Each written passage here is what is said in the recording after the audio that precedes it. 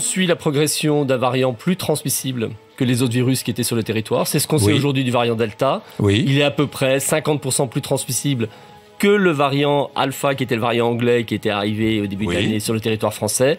Et comme le variant anglais avait mis 2 mois pour remplacer les virus de 2020, ce variant Delta, en 2 mois, va très vraisemblablement remplacer les virus qui sont actuellement présents sur le territoire français, à l'exception peut-être du variant sud-africain, vous savez, qui est présent en région parisienne, 10%, qui va probablement garder sa part de territoire. Ça va être en l'ordre de 80-90%. C'est un variant qui est donc plus transmissible. Oui. C'est un variant aussi... Donc plus transmissible, c'est-à-dire plus contagieux. Plus contagieux. C'est un variant également qui est probablement, comme l'était le variant anglais, plus apte à faire des formes sévères. C'est-à-dire que les gens infectés ont plus de risques d'être hospitalisés. On estime ce risque à 50% supérieur au virus qu'on connaissait en 2020. Et c'est un variant qui... par rapport au vaccin, pose quelques difficultés. Il se situe à peu près intermédiaire entre le virus de 2020 sur lequel les vaccins avaient été faits et ces variants qui échappent le plus. Ça veut dire que quand même, avec 2 doses d'un vaccin, que ce soit ARN messager et AstraZeneca, vous êtes quand même protégé à 95% contre les formes graves, les hospitalisations. C'est ça qui est le plus important.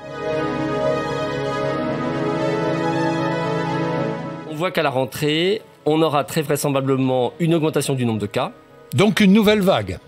Une vague de cas, qui donc sont des infections dont on connaît aujourd'hui le spectre, qui est très large, qui avec des formes mineures, des formes asymptomatiques, etc. L'important, c'est les formes sévères, parce que c'est elles, évidemment, qui vont affecter la santé des personnes et qui présentent un risque de complications, d'hospitalisation, voire de décès. Et c'est là, et c'est vraiment là où le message sur les vaccins est extrêmement important, c'est qu'avec des vaccins 2 doses qui protègent à 95% contre les hospitalisations, il y a une façon très simple de faire que cette 4e vague ne soit pas une vague qui mette en tension les systèmes hospitaliers. La rentrée, c'est quand? Vous la situez quand pour vous? C'est difficile pour nous, mais ça sera septembre-octobre. Votre risque d'être contagieux est beaucoup moins important que si vous n'étiez pas vacciné. Déjà, quand vous êtes vacciné, vous diminuez de 80-90% votre risque d'être infecté.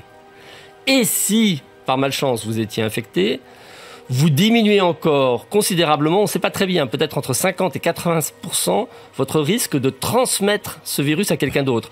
Donc, globalement, vous allez très peu contribuer. Je suis moins transmetteur. Je suis, par exemple, moi, je suis doublement vacciné.